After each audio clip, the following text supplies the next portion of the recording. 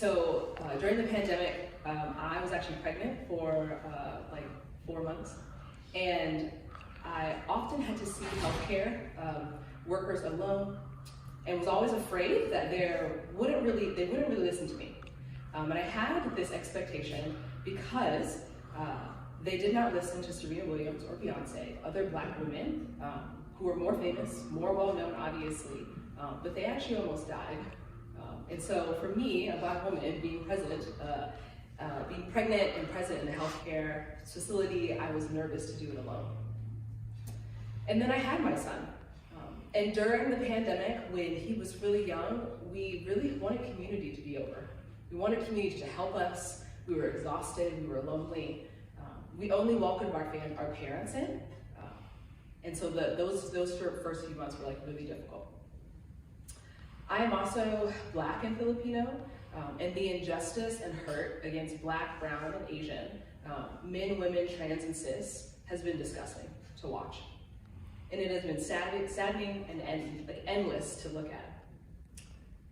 I actually left my job that I thought I'd be at longer, and I started a new one, this one. Which is actually it's not a negative thing at all, it's beautiful.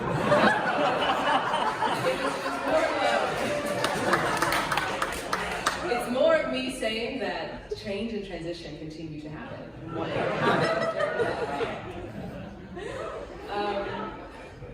But negatively, many people died. A few people in my own personal life passed away, and I was unable to grieve or mourn or even process like I used to. I was unable to go to their funeral or celebration. As well as many more hopes and dreams are now on the table, but actually most of them are yet to be grieved. And I keep thinking that this is actually only just me. I have a spouse, I have a son, I have family and friends, I have a job, and many of these people experience highs and lows emotionally and mentally. And I could barely make room to walk alongside them in the pandemic. And I kept thinking, who is caring for me as I care for my husband and child and friends and family? It felt like too much. This world is too much. And I can only imagine how this time has been for you all individually. I've only heard a few of your stories, and I wish that I had ample time to walk alongside you and mourn with you as you talk about the last year and a half. And during this pandemic, I began to wonder, where is God? Does God care? Why isn't God doing anything? Does God see me or my pain, my struggle? Does anyone care? Basically, feelings of isolation, of distance, of being unheard or unseen by God. What is God doing that is more important than us being in a pandemic and helping those around me and those I care about, my community, my church? These thoughts and feelings surfaced during the pandemic and during difficult seasons of my own life. But thankfully, we are not the first people to ask these questions or to feel these feelings. As we see in the passage today, the world was too much for the author, for David. David felt unseen and unheard, alone and far away from God. He felt it in his physical body. He felt it emotionally and mentally. He felt it relationally with his community. He longs for God to do something, anything but leave him in this state of suffering. There are many more examples in the Bible like this. When life is not going how they desire or how they hoped, the world and life was just too much to bear.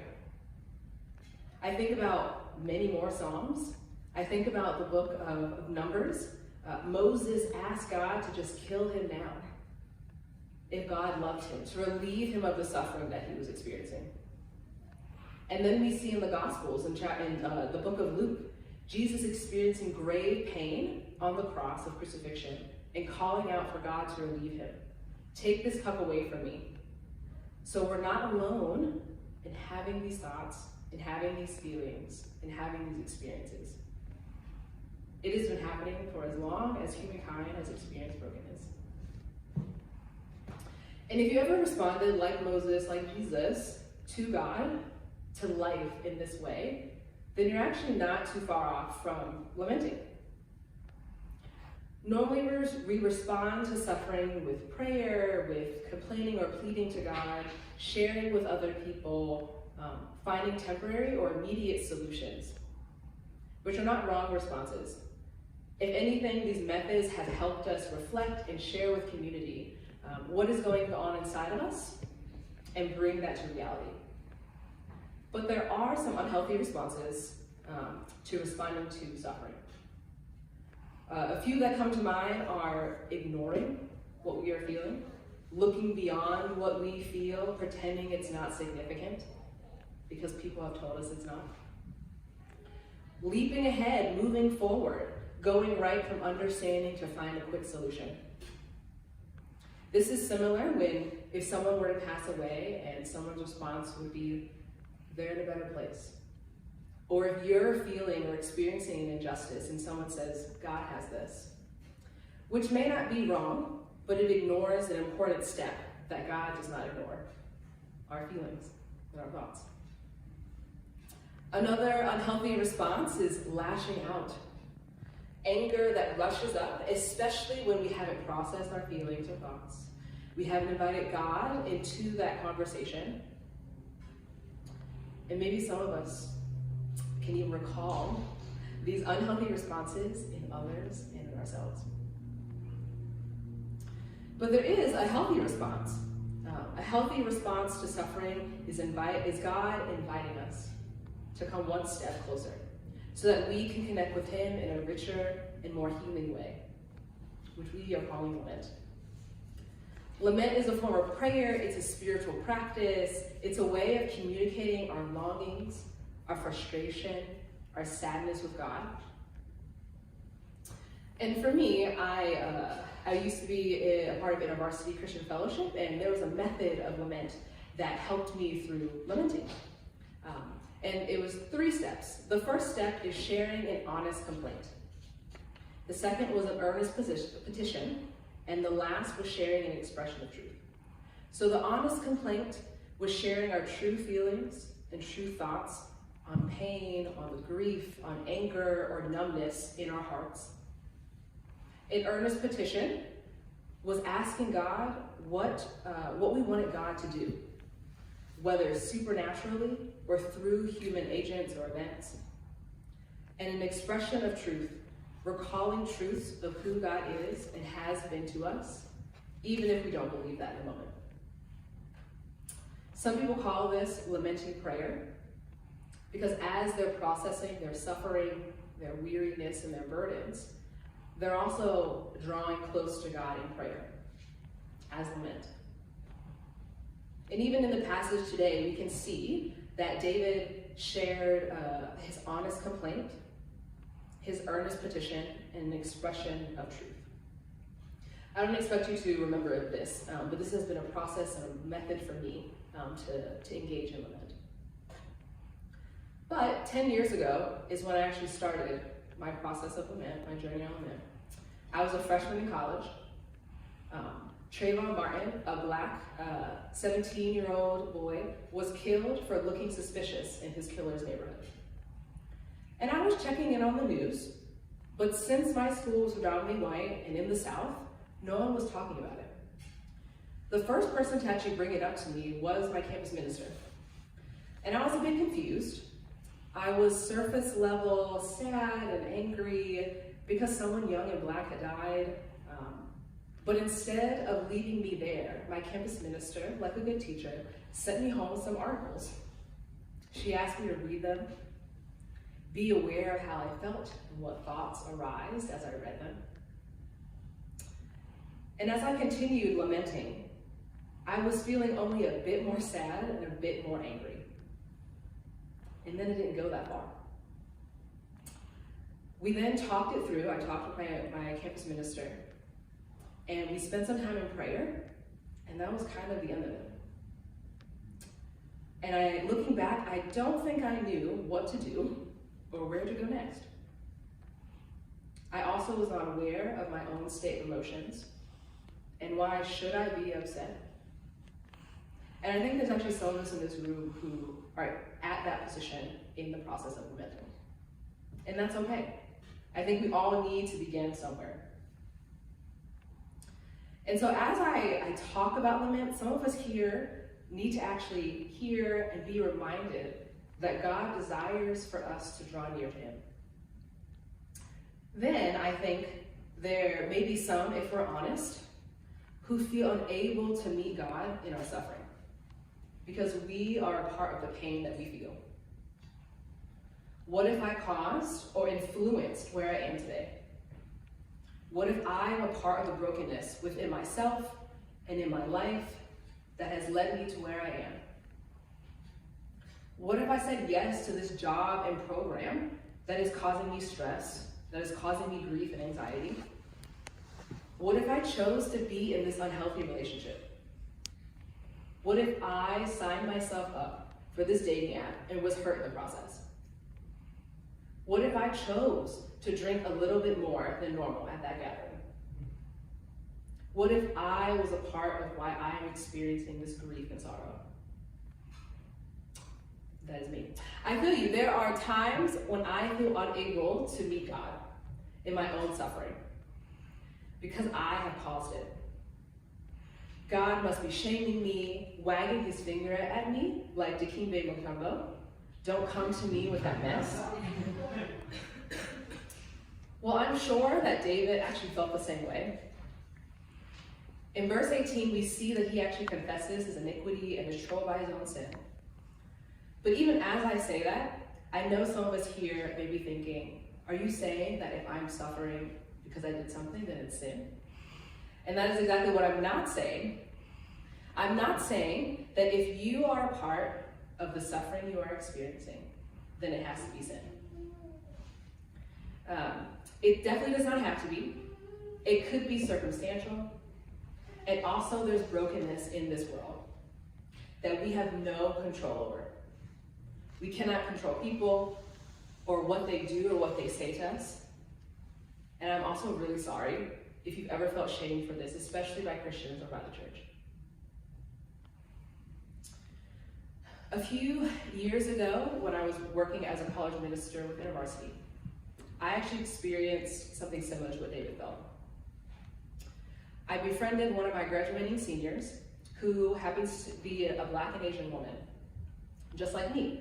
And we got along quickly because we shared experiences of ethnic and racial joys, but also hardships. And during a meal that we had together, we were discussing the community that we were part of. And I felt comfortable, maybe a bit too comfortable, with being honest about one of the members, one of her friends, who was expressing self-righteousness often as a key leader. And after my friend left, she texted me saying that she did not appreciate my comment. And it was hurtful because they were close friends. I was shocked and I was hurt, and to be honest, I was only a little bit sorry. I responded with, "I'm sorry for what I said, please forgive me." But on the inside I thought, was I wrong? I had experienced previous hurt from this person. They were also kind of destroying the community that we were a part of. I felt prideful and I was really upset. But within a month, my relationship with this graduating student actually faded out. I felt crushed. I was really hoping that we'd eventually become friends and I could confide in someone with similar life experiences. I'm actually still hurt by this experience and my own actions because I caused this friendship to end. I felt ashamed and even dumb for even saying those hurtful things to her. And it did actually take me a while to actually bring this to God because I thought I was right. I thought I said the right thing, did the right thing. And it took me a while to actually lament through journaling and sharing with those closest to me. Basically, the point of this story is that lamenting is hard for me too. It's definitely not easy. And I think in this passage, we see David acknowledges his wrongful choices and he shares them with God. And if you have felt similar, then I invite you to share with God the ways you feel like you're responsible for your situation, Because lament, as I mentioned earlier, actually starts with honesty, an honest complaint. Do not keep it in or expect yourself to handle it on your own. Whether we cause the hardship by choices we've made or it's in the world around us, God is ready to listen, and He is near. There may be some of us who are thinking, how do we share honestly if you don't even know what's going on inside? Well, I have some great tools. I am an introvert and an internal processor, and I have found some tools that have been helpful to help me process my emotions and thoughts. So the first is personal reflection. So as an introvert, for me, that looks like journaling, a way to get my thoughts out of my head, my emotions out of my heart onto paper, especially in my low EQ days. Another option, if you are less introverted, more extroverted, is to just find space to be alone, whether that's sitting or walking in a low distraction space, or with a friend, and share how you're actually feeling and thinking. I've experienced many people, especially working in college ministry, many students who say that they're fine, but on a walk, or while they're working out, or while they're doing homework, or the like, they just burst into tears, even though they're fine. And so I encourage you to find a method that works well for you and not be like this dog. Another option is community. Finding others in your life that you could share openly and honestly with without judgment, which could be challenging, but I've also seen it as true value for me because I know that I need community to survive.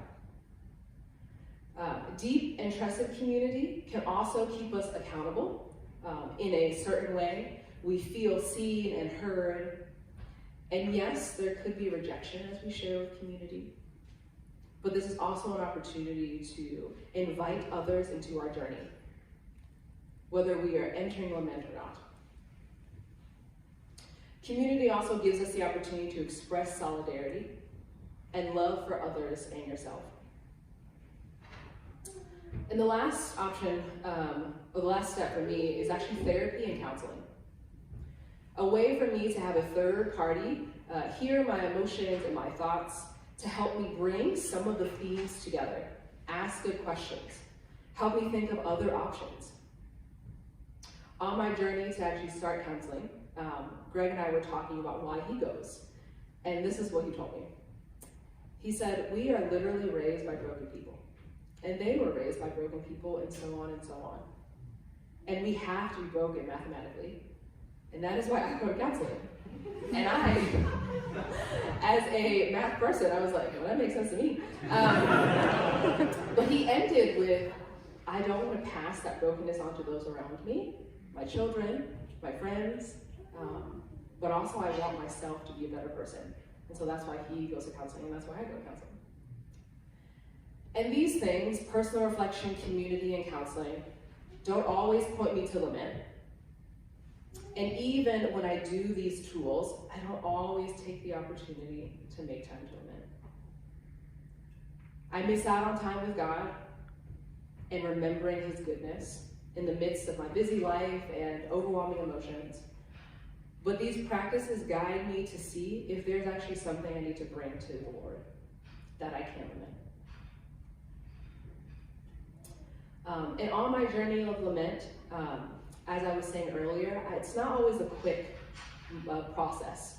I actually want to share one more story, and I wanted to actually preface a trigger warning for those who've lost someone near to them. When I was a senior in college, one of my best friends died in a car accident late at night. And if you ever experience the death of someone close to you, it is painful, and you are aware that grieving death is confusing and difficult. I spent the whole day crying in bed, unable to tell others what I was actually feeling and what actually happened. I found out in the morning, and I knew the next day I was going to my cousin's wedding, and so I was mixed with emotions of, oh my gosh, I want to celebrate my cousin, but I'm just grieving. I can't move. I feel kind of like stunted. And a lot was happening internally. My friend has been gone now for 7 years as of this month. And I was only able to mourn his passing and celebrate him 2 years ago. Lamenting is not always painful, but it makes the suffering real. And I did not want that to be possible. And so thanks to my counselor and to God, I actually decided to write him a letter and bury it at his grave, and simultaneously write God as well. Expressing my anger. I was angry and sad that he's not alive to meet Greg or my children, or the life that I have now, or even who he could be. This letter continues to be a form of lament for me.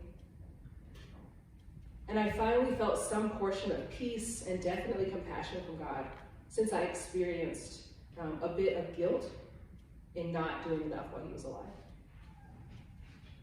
This letter was an opportunity to be seen by God, to be vulnerable, to access the deep feelings that I kept ignoring and suppressing.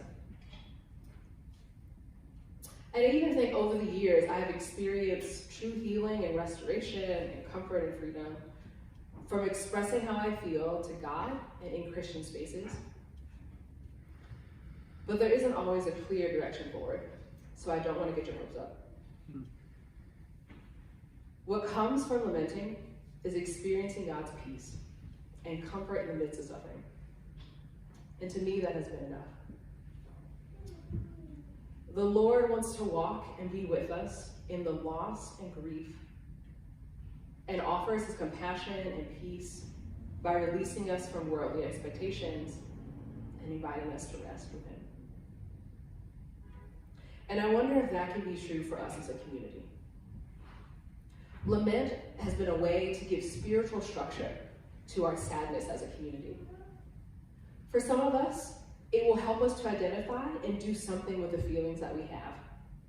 And for others, it will be an opportunity to have solidarity with others who are more deeply affected. To simply be with each other rather than wondering how do we fix our friends? How do we fix this community? Just be present with us. And yes, this world is too much and will continue to be too much, unfortunately. But we see in Jesus not only fully divine, but fully human, the first and only who had full humanity. And Jesus grieved, he wept, he lamented. In John, we see that he wept for Lazarus, even though he was going to raise him from the dead just minutes later. And in lament, Jesus is inviting us into a fuller relationship with God, to be connected to God, not only in our joys, but definitely in our suffering and sorrows, in our confusion, in our anger, in our doubt, even when that anger is directed at God. And along with that fuller connection with God, Jesus is inviting us into a fuller connection with our own humanity, to give honest expression to our hearts in the very way that Jesus displayed for us. Let's pray.